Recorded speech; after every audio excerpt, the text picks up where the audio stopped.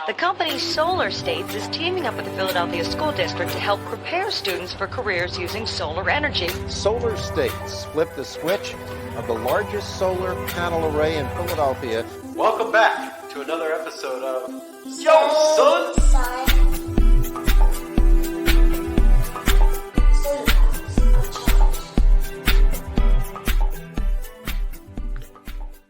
Welcome back to another episode of Yo, Son! I'm your host, Micah Goldmarkel, here with Jared Pashko. And today on the show, we have an awesome guest, a last-minute addition to the roster, so very excited to welcome Sierra Fon to the show. Welcome. Thanks for having me. Welcome, Sierra. So thank you so much for coming on board. The pre-show talk was like so great. I'm so excited for this episode. We've got a lot of fun stuff to talk about. Totally. So, Sierra, let's start with the fact that you're co-founder of Illu. I'm sorry, I'm mispronouncing it, I'm sure. Tell us about your company. Yeah, so I'm the co-founder of Illu. We are a software platform for the solar and storage and generally distributed energy industry. And our main goal and purpose is, connecting manufacturers of all this cool technology that's coming to the market, powering the energy transition, and their network of installers and contractors that's doing, the important work of getting these systems on the ground. There's, a lot of aspects to that manufacturer and installer relationship, whether that's, there's things that manufacturers know and they need to train up their installer base to be able to do, whether that's, how to install a system, how to commission it, various documentation and programs and things like that. Right now, there's not really great tools to help kind of manufacturers do that. And a lot of that communication can get quite messy. Right now, it's a lot of kind of paper manuals. It's going. Tell us about it. Yeah, you're speaking to one of those installers, right? I mean, Mike, I've been in the industry for 15 years. Yeah, and we hear about that from the installer side too, right? And then people on both sides get frustrated because there's, and then when things go wrong, there's finger pointing, and you don't really know what actually happened on the ground. And so, we're just saying, and in order to fix that right now, it's pretty difficult on the manufacturer side and pretty frustrating on the installer side, because you have manufacturers that are like putting so much software developer energy to building out their own apps to be able to communicate some of that, but that's not going to be a great kind of user experience because they're a hardware company. They're not kind of built to build software. And what we're building essentially is almost like a Squarespace or a Wix or this kind of low code platform. So any manufacturer can come on, build their, custom workflows of what's required to, install, commission, kind of work with their products and provide it to their installer base in a way that's, super intuitive, easy to use for an installer.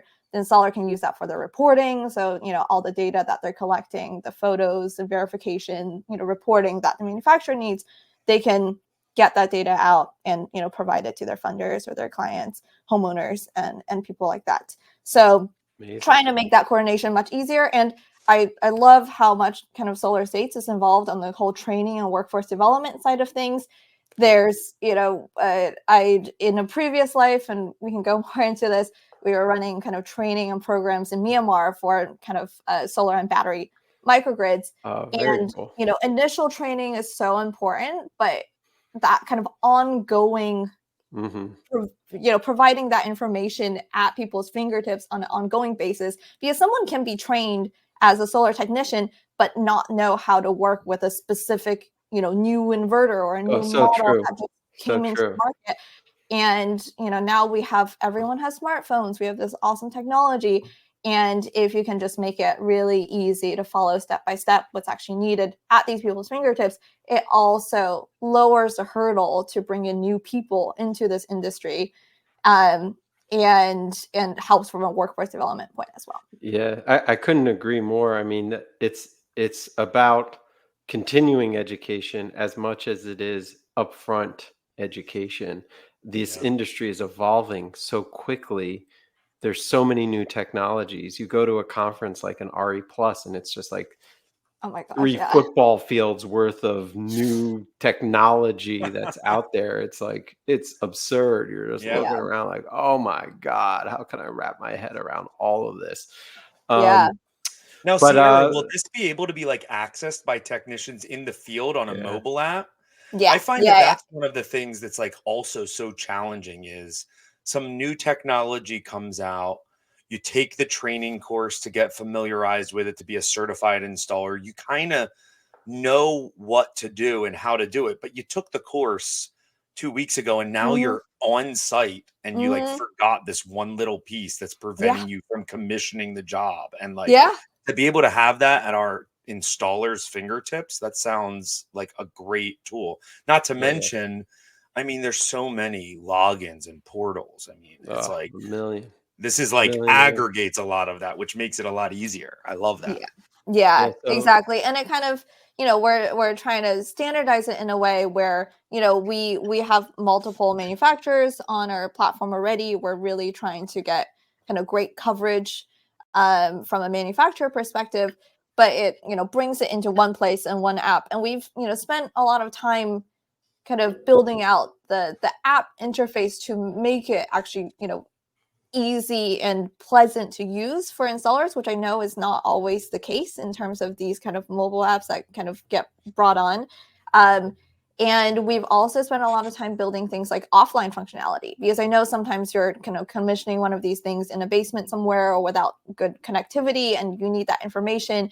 And, Oh, that was not an easy kind of technical thing for us to do. And we thought that was very important, that you can just have a mm, have a job, have something that you're going out on the field to do, have all that information, and you can collect all that data, and it syncs mm, back up when you're back in the office. that's um great. so that's part of it as well. And we really built this to be kind of mobile first from the installer perspective, because we know you're Very not good. going to be in front of a computer all the time. Yeah, yep. That's great. Let's take a little bit of a rewind and talk about the genesis of all of this. So take us back to Myanmar and what you were doing and sort of how you came up with the idea for Illu and the real motivator as to why you started this company. Yeah, I'm actually going to walk it back even farther. So my Oh, co-founder Natasha and I actually went to high school together, and I remember both of us discovering, I guess, distributed solar, distributed energy. Back then this was, 08, 09, when like really small solar systems were coming out, like solar home systems, or mhm. still kind of early days. And we just fell in love with it. We're like, this technology is so cool. This is just like the most awesome thing. And there's photos of us, as like, I don't know, like 14, 15-year olds, and she's holding up a solar panel and I'm holding up a multimeter, and we like put together a curriculum for California schools, like to teach them about solar, and just that was really cool. Um and we were kind of passionate about applications of the technology in the US, but also in emerging markets, and that's something that both of us really wanted to do. And Natasha was a Watson Fellow after college, which kind of sponsored her to go spend time in Cambodia and Myanmar and also East Africa, looking at electrification, and especially renewable electrification of those areas. And I visited her when I was doing energy infrastructure banking, so going down a bit more of a traditional route, but always had an eye on kind of getting back into this industry at some point. And I went and visited Myanmar while she was there doing her research, and both of us just really fell in love with the country and thought there's so much opportunity here. There's 30 million people without electricity. If we can have them all leapfrog into this cool, renewable, resilient technology rather than building a bunch of coal plants, that would be so awesome. So um, the two of us started a social enterprise in Myanmar, specifically to build microgrids in the country. And we both we funded and built two microgrids, kind of owned and operated by us in the south of Myanmar. let's just take a pause really quick. Some of our Yeah. listeners might not know what a microgrid is, and I think it's something super Oh, cool. yeah. Tell everybody, what is a microgrid? Yeah, so a microgrid is, a standalone energy system that has the energy generation. So usually it's, solar is a very kind of popular choice. So it Hmm. produces the electricity, it stores the electricity, usually has a battery component to store it. And it has the brains to operate it, like what electricity should go where. And it also has kind of the distribution as well. So in Myanmar, you would have a village. Usually these are kind of a couple thousand people. It has Hmm. schools, Hmm. clinics, businesses within it, and you build out the distribution infrastructure within that village.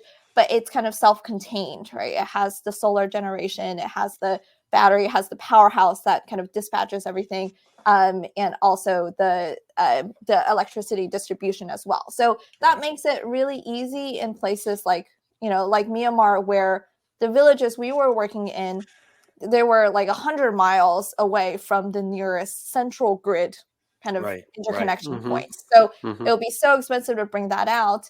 Um, and the central grid is kind of stressed enough as Right. it Right. is, and capacity confined And as it is. in contrast, like in America, like we have one grid that spans from what PJM spans from Chicago to Virginia, or Hmm. I mean, Yeah, pretty much yeah. the whole country's connected.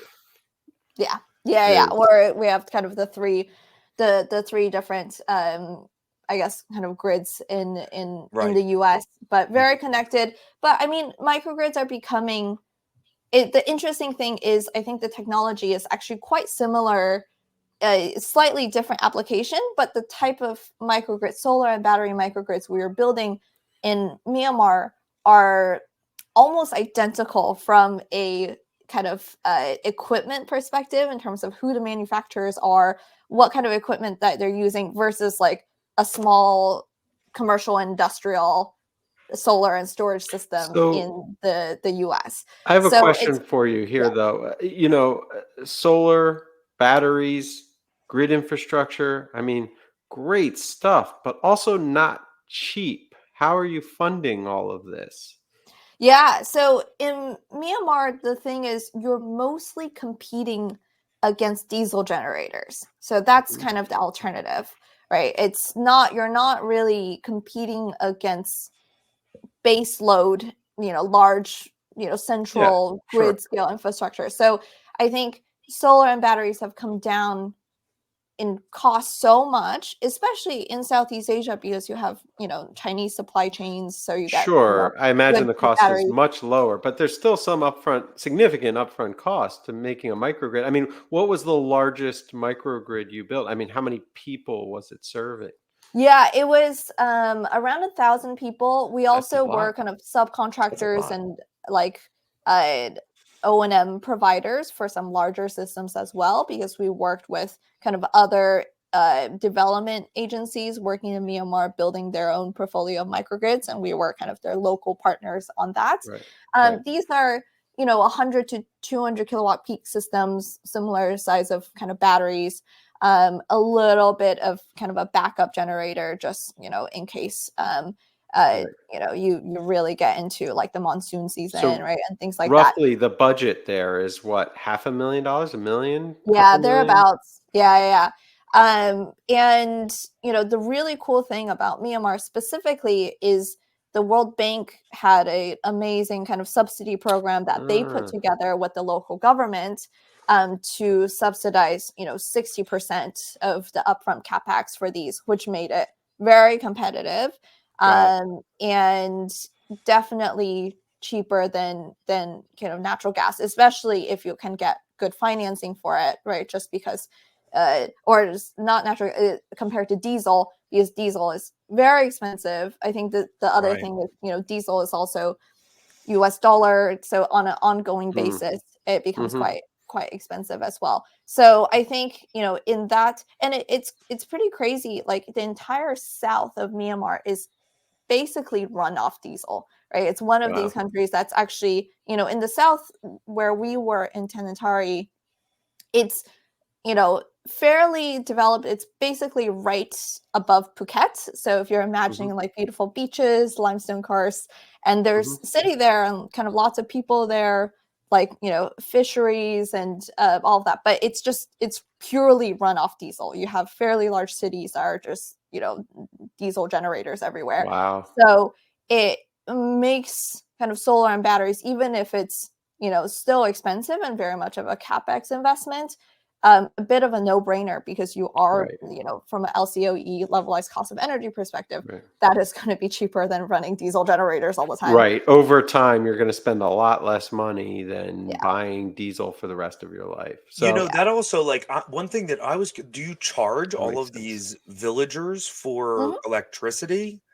Yeah, you basically become like a co-op, right? Similar to Yeah. the way co-ops work in the US. So you have a electricity tariff that you charge, and that tariff is, also competitive to what they were paying for diesel. Right. And the thing about having this type of system infrastructure is that, I mean, diesel generators is like they're on or they're off, right? It's not like a linear, you can't kind of Hmm. scale it up and down that well. Maybe there's a kind of stepwise way to do that. So a lot of times these systems, these kind of diesel systems, just shut off. They only run for certain hours of a day. They're not running all the time.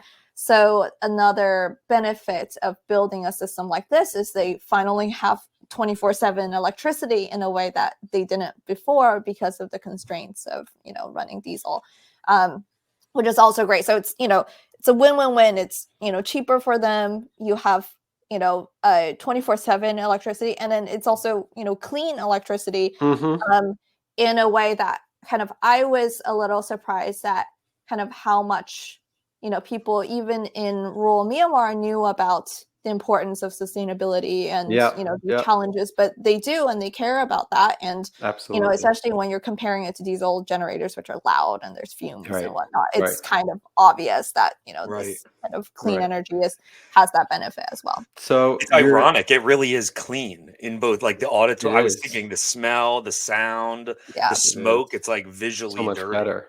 So Yeah. much better. But so you're in Myanmar, Yeah. and tell us what happens. Yeah. So, and so, personally, I was an energy and kind of investment banker. I was in finance before this, and I came into doing this as like, the financing is going to be the toughest thing. Like, I'm really, ramping up to trying to make that work.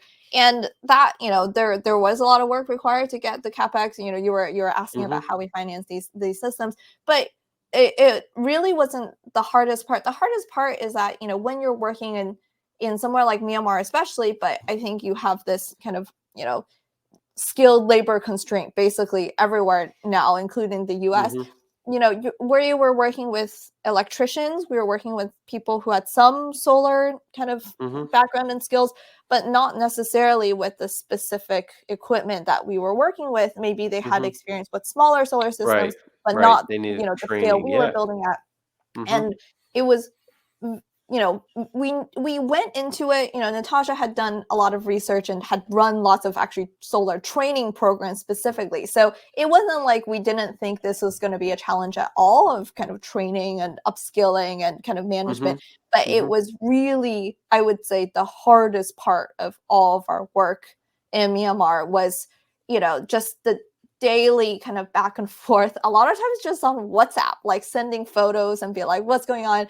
And one of the systems we worked on took like weeks, like 6 weeks to commission, because something was going wrong and then we weren't sure where. And these are kind of remote, so they're out there, and we're trying to decide, do we send our head engineer from Right. Yangon on a 24-hour bus ride down to site or not? Can we do this remotely? Like, I thought why? we had it bad with operational Yeah. issues. I Yeah. Oh, mean, yeah.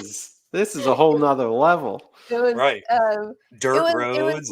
And oh my gosh, it was crazy. Yeah, I guess it was, these are just so far. And then, we were very much coordinating with the manufacturer side. Mhm. We were working with, European, American kind of manufacturers, and also their engineering teams in China. Um, and we were pretty surprised at just how messy all of that was. I think, um, it just felt like someone must have built something that made Yeah. this easier. And the more we dug into it, the more we Yeah. realized that no one had. And Right. I think, maybe there's a bit of, both Natasha and I grew up in Silicon Valley. We both Mhm. grew up in Palo Alto. We, Yeah. I built a mobile app in high school, and we were like, okay, like this could be so much easier Yeah. if we can Yeah. just like send something to So our local text on their I phone. gotta hear, did you get a lot of, well, did you read the instructions? And the instructions is this book like 500 Oh my pages thick, gosh. and it's like, Oh my gosh, exactly. They're like, page what? I'll be like, yeah. yeah. They're like, did you read this? And I was like, okay, like page 64. And you realize you're not looking at the same versions, and their page 64 is not the same as your page 64. And you would call, Yeah. like, or you get a particular, like, technical support agent on the other side, and they were like, oh, this manual's outdated. Like, you Yeah. definitely shouldn't do that. Like, you should do Yeah. this instead. And Yeah. I was like, how was there no No, right. How's way? there no like upfront warning about that, right? That's what I Oh always my say to gosh. people. So you're in Myanmar, you're building out microgrids, and then all of a sudden there's sort of a governmental seismic shift. So Yeah. tell us about that. Yeah, no. So we were in the middle of our second system. We were kind of the local partners for kind of the Germans, and also the kind of the UK like aid agencies, like fully ramping up to rolling this out. And the coup, and then we were kind of in the middle of kind of building this app and started to test it out with our local field teams, being really excited that like we think we have a potential solution to make scale out easier. Hmm. And right in the middle of that, it really, I think it took everyone by surprise. There was a military coup in February of Hmm. 2020, which just put everything in question, right? So Hmm. most of our funders we're talking about were kind of international, and many of those pulled out of Myanmar or put a pause Mm. to most of their operation in Myanmar. Some are still working, and we still are running some systems there, but it just changed the entire picture. Wow. And for a while, we weren't sure if things were going to be able to continue. But in the meantime, Hmm. Natasha and I came back to the U.S. and we were trying to figure out, what can we do? A lot of this was like a waiting game, so we were kind of trying to run things there. And because we had so much time where we were just waiting, we're like, okay, let's see, we started building this app, we started building the software, let's see if we can put a little bit more time on it, and build it out a little bit more while we're kind of back in the US. Hmm.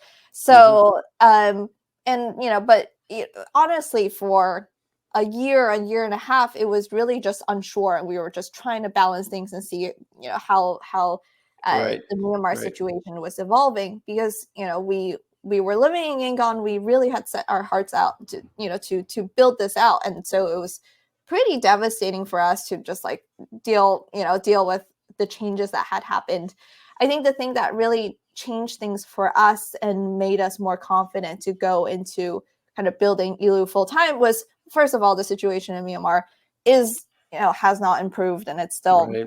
there's Unfortunate. now skirmishes and conflicts everywhere.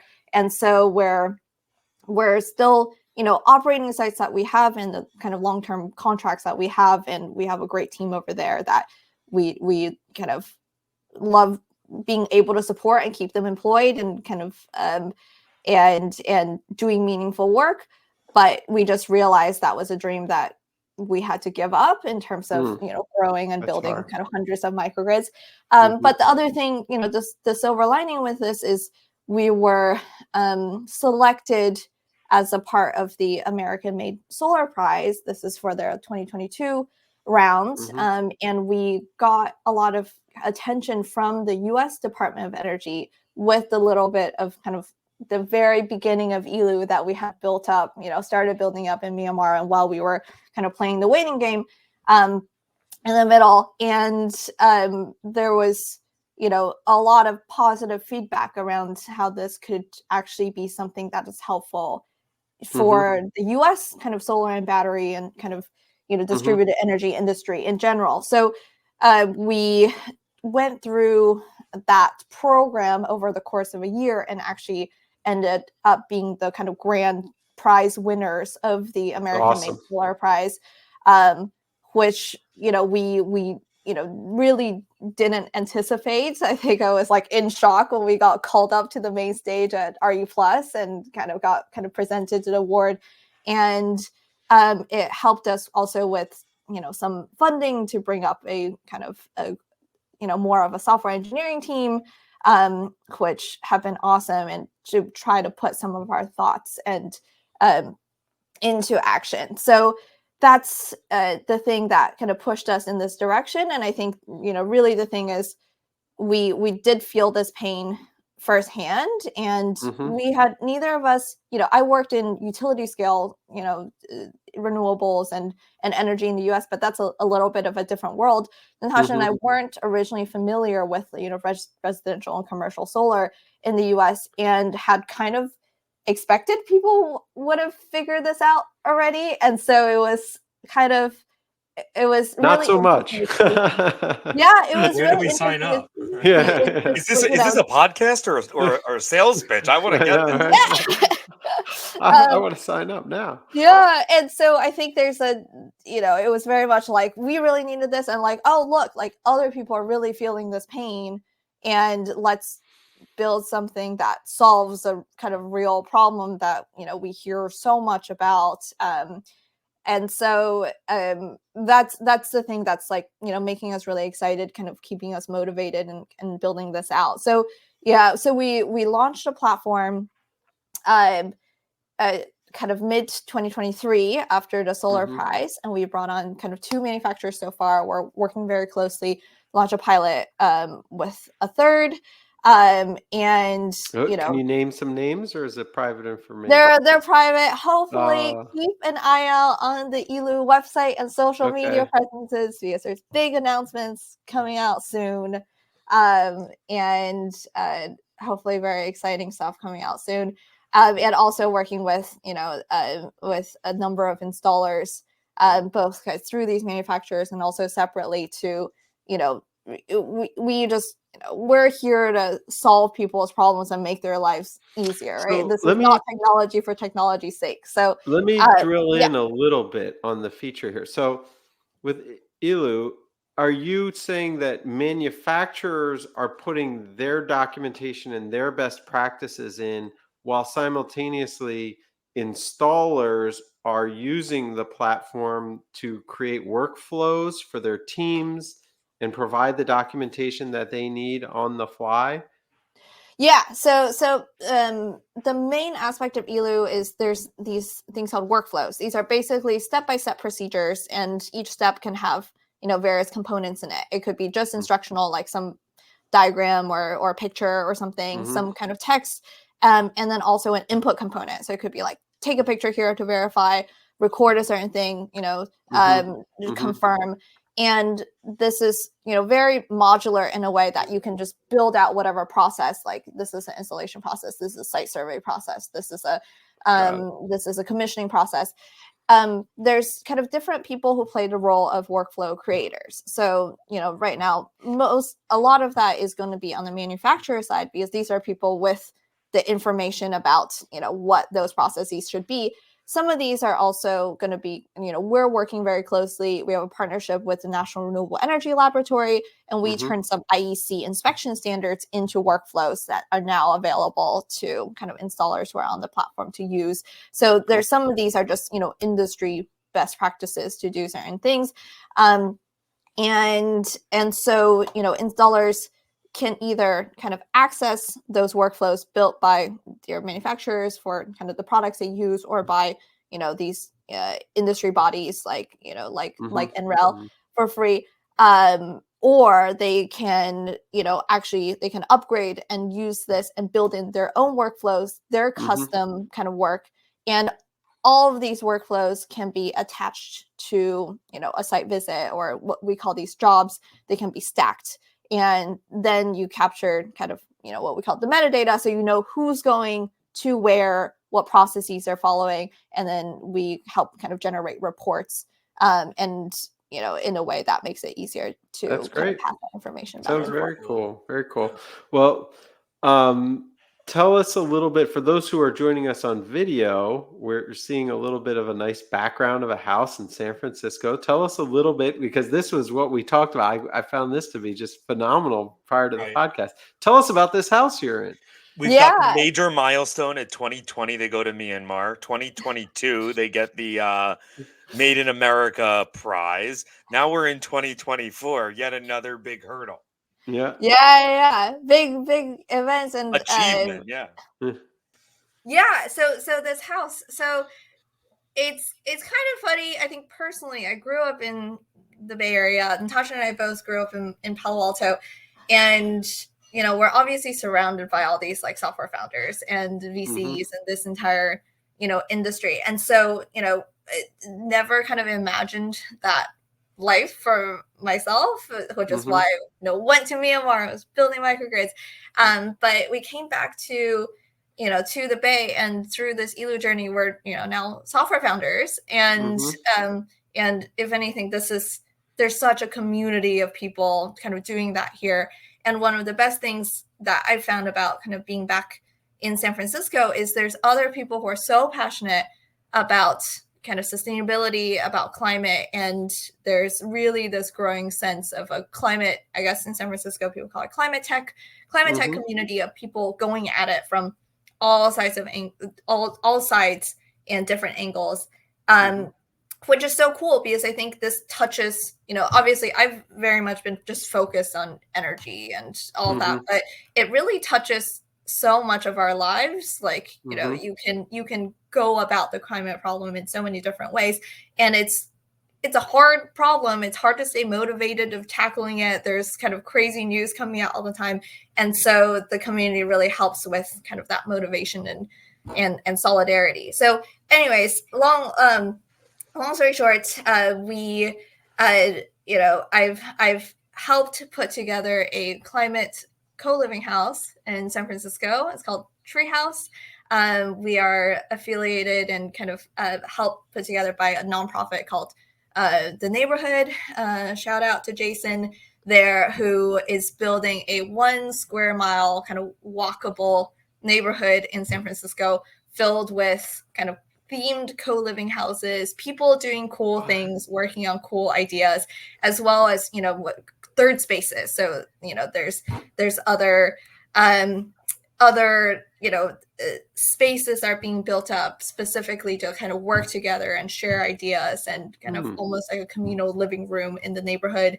And so this particular one, we're the first kind of co-living house kind of set up with the neighborhood. And we are nine humans working on the climate in various different ways. Some founders, some on the nonprofit side, some working at battery companies, working at energy kind of finance companies, and trying to tackle this problem each in our own way. And we've been here, I guess, almost 6 months. And, a big part is trying to build up this space as a hub for climate tech, and bring in people. We have community dinners, we run events, we are doing a cool House of 2050 event for San Francisco Climate Week, where we get cool hardware companies working in like home technologies, sustainable technologies, whether that is something like batteries, or people working in building like little compost home composting kind of tools, or things like Devices. that, to demonstrate other things in this house, and to really be the hub for that. So that's very cool. That's very cool. I have to say, if we did this in Philly, there'd be like a hole in the ceiling and the door would be falling off. I grew up communally, actually, in West Philadelphia, with another family, and the house was just a wreck. We just broke that thing up, but mostly because there were kids there, probably. So yeah, right. But I have some experience with other adult West Philly communal houses, and they are rugged. Oh my gosh! Good for you for keeping it clean there, and maintaining the house well. That's pretty cool. Yeah. And what a great idea to pull together so many similarly minded folks into a community, intentional community, and highlight that. That's got to be really motivating every day. And That's before the cool. show, you were talking about how there's so many people in the energy space, but coming at it from different angles. I feel like that's something that really stood out to me. I feel like it's really important that there's overlap in our communities, from installers to installation companies, people in operations engineering, people in finance, people in clean tech. It's like sometimes we don't reach out across these like barriers and just check in with each other. Mhm. Like, are we working together on the problem? Mhm. So like Yeah. you guys are having dinner and you're just talking about your various experiences, and like inherently it's building that. It's really cool. Yeah. Yeah, I think the thing that Good point. I want to keep taking on, and something that I feel very strongly about, is sometimes, the bridging the people on the ground deploying the technology. So the contractors, installers, and to a certain extent, the manufacturers and people working on product as well. But I think there's kind of that world, and also the very kind of Silicon Valley, Mhm. venture-backed technology world, because I think there just has to be kind of bridging that. Mhm. You are kind of working in the same industry, but I think, maybe it's a factor of kind of different cultures, different backgrounds. There really seems like, 100%. a bit of a gap, and it's so important. There's so much that could be learned Yeah. on either side. And I think, for myself as well, I think there's so much interesting overlap with people working in, developing countries and emerging markets with our experience in Myanmar. And there's cool people in other kind of solar and software that did have also came from working in developing countries as well, which I found really exciting. But we're actually, it's not that different. The challenges aren't that different. It's better if not each person reinvents the wheel and everyone Mhm. can just share what they're working on and building, and that's the way to more quickly push this forward. So that's something I feel really strongly about. Like, when whoever is listening to this, if you have a take on this or just want to connect, Mhm. I kind of personally would love to try to make that happen more. Great, great. Well, let's give us a quick shout out for your web address and any social stuff that where people can get you at. Yeah, so feel free to reach me on my LinkedIn. And the Illu website is www.illu.works. Feel free to reach out to us there as well. Great. And that's ILLU.WORKS. That's right. Well, Sierra, thank you so much for coming on to the show. You've been a wonderful guest. Even better, thinking that you came on at the last minute. This has been another episode of Yo Son. I'm your host, Micah Goldmarkel, here with Jared Pashko. Thanks a lot.